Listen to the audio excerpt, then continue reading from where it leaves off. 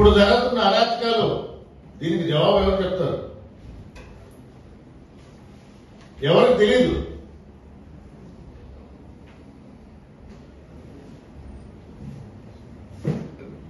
ఆ రోజు ఏదో జరిగిపోయింది, దాని మీద యాక్షన్ తీసుకుంటున్నాం.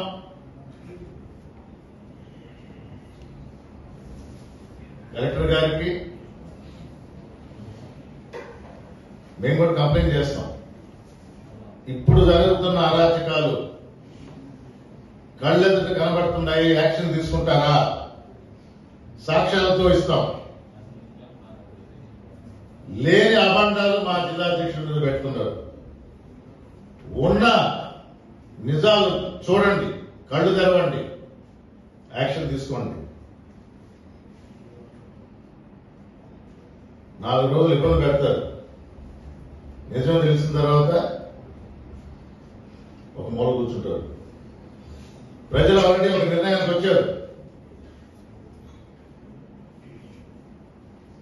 9 నెలల్లోనే వైఎస్ఆర్ కాంగ్రెస్ పార్టీ కార్యకర్తలు, నాయకులు కాదు, తెలుగుదేశం కార్యకర్తలు, ప్రజలు స్పష్టంగా 40% ఆల్రెడీ ఓటేశారు. ఓడిపోయామంటున్నారు కానీ 40% ప్రజలు వైఎస్ఆర్ కాంగ్రెస్ తరఫున జగనన్న వెంట నడుస్తున్నారు.